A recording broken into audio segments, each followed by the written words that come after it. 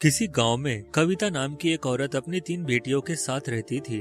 कविता बहुत ज्यादा गरीब थी। कविता की तीनों बेटियों को कभी भी अच्छे कपड़े पहनने के लिए नहीं मिलते थे। उन्हें हमेशा फटे पुराने कपड़े पहनने पड़ते थे।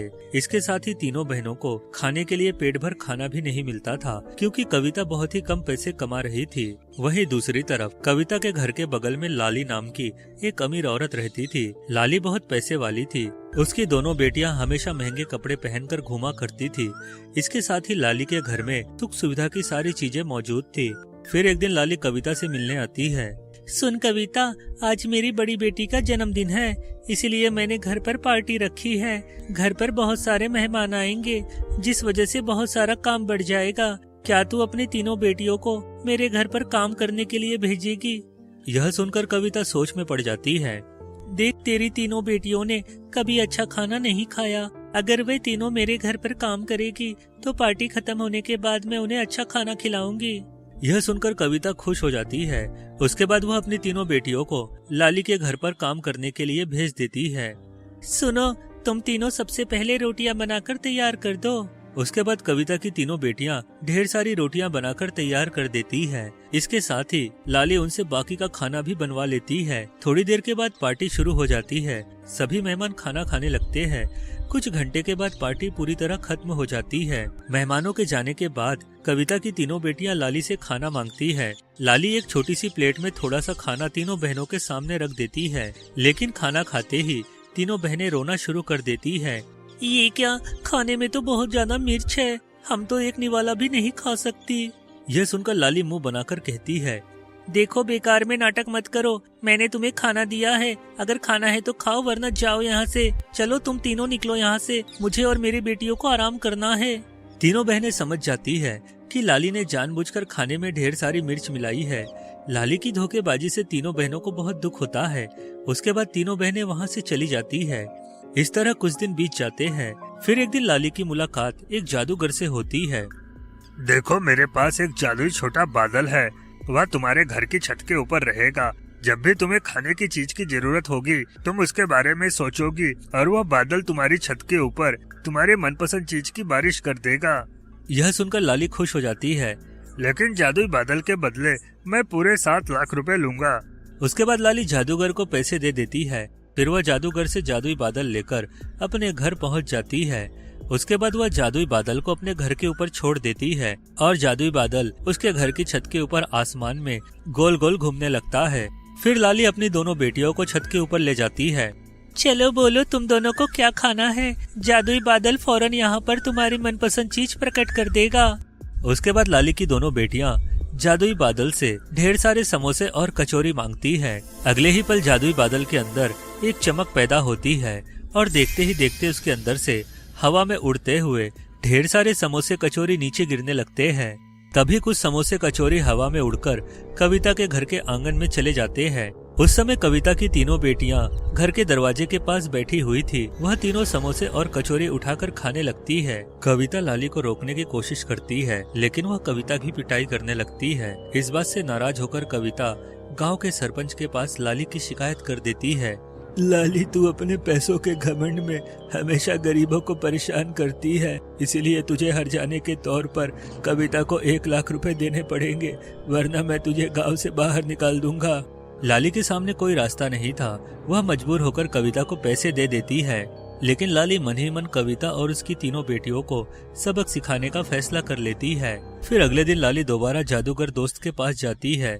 लाली जादूगर को कविता के बारे में सब बता देती है। तुम चिंता मत करो, मैं उस कविता और उसकी तीनों बेटियों को कड़ी सजा दूंगा। उसके बाद जादूगर अपनी अलमारी से काले रंग का अंडा निकालता है। फिर वह जादूगर अंडे को तोड़कर एक बोतल के अंदर डाल देता है।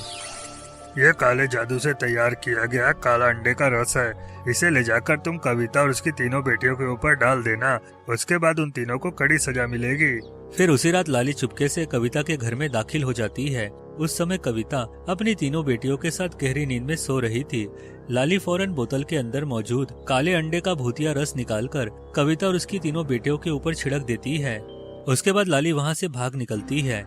अगली सुबह जब कविता और उसकी तीनों बेटियों की नींद खुलती है तो अपने आप को देखकर उनके होश उड़ जाते हैं। कविता की तीनों बेटियों का आधा शरीर इंसान का और आधा शरीर बकरी का बन चुका था। अरे ये क्या, अचानक मेरी तीनों बेटियां आधी इंसान और आधी बकरी कैसे बन गई। तभी लाली सरपंच और गांव वालों को लेकर वहां आ जाती है। ये कविता काला जादू कर रही थी, लेकिन इसके काले जादू का असर उल्टा हो गया, जिस वजह से इसकी तीनों बेटियों का शरीर ऐसा हो गया। ये तो बहुत ही बुरी बात है, हमें फौरन कविता और उसकी बेटियों को गांव से भगा देना चाहिए। चलो इन सबकी पिटाई करके इन्हें यहाँ से भगा दो। कविता गांव वालों के सामने बहुत मिन्नतें करती है, लेकिन वे लोग उसकी एक नहीं सुनते।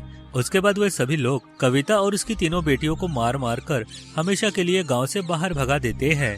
फिर कविता अपनी तीनों बेटियों को लेकर वहां से चली जाती है। कविता के पास रहने की कोई जगह नहीं थी, इसलिए वो अपनी बेटियों को लेकर शहर की ओर जाने लगती है। लेकिन तभी अचानक बीच में जंगल पड़ता है और चारों तरफ अंधेरा हो चुका था। कविता एक पेड़ के नीचे अपनी बेटियों के साथ बैठ जाती है, लेकिन उसी वक्त वहाँ पर एक शेर आ जाता है। अरे वाह, क्या बात है। इन तीनों का आधा शरीर बकरी है और आधा इंसान है। अब मैं इन्हें मार के खा जाऊंगा। यह सुनकर कविता घबरा जाती है और पास में पड़ा डंडा उठाकर शेर के साथ लड़ने की कोशिश करने लगती है। तू मेरा कुछ नहीं बिगाड़ सकती, रुक जा, अभी तुझे घायल कर देता हूँ, उसके बाद मैं तेरी तीनों बेटियों को खा जाऊंगा। इतना कहकर शेर कविता पर हमला कर देता है, लेकिन तभी अचानक वहाँ तेज हवाएं चलने लगती है और एक काला चांद प्रकट हो जाता है। फिर काला चांद अपनी जादुई शक्ति से शेर के शरीर का आकार बहुत छोटा कर देता है। यह देखकर शेर घबराकर वहाँ से भाग जाता है। उसके बाद काला चांद कविता और उसकी तीनों बेटियों को अपनी जादुई कार के ऊपर बैठाकर उन्हें एक गुफा के पास ले जाता है। वहीं गुफा के बाहर 3 खूबसूरत लड़कियों से बने हुए बड़े बड़े घर मौजूद थे। और ये तीनों जादुई घर हैं, तुम तीनों एक एक घर के अंदर चली जाओ। उसके बाद कविता की तीनों बेटियां एक एक घर के अंदर चली जाती है और अगले ही पल उनके शरीर पहले की तरह सामान्य हो जाते हैं। इस बात से कविता बहुत खुश होती है। उसके बाद उन तीनों घर के अंदर से तीनों बेटियों को ढेर सारे सोने के सिक्के और हीरे मोती मिलते हैं। ओए, तुम अपनी बेटियों के साथ इस गुफा के अंदर रहो। जब भी तुम तीनों को किसी चीज की जरूरत होगी तो यह तीनों लड़की घर तुम्हें तुम्हारी पसंद की सारी चीज दे देंगे। उसके बाद से कविता अपनी तीनों बेटियों के साथ गुफा के अंदर रहने लगती है।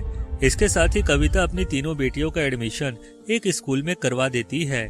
मैं चाहती हूँ कि हम तीनों उड़ने वाले शेर के ऊपर बैठकर स्कूल जाएं।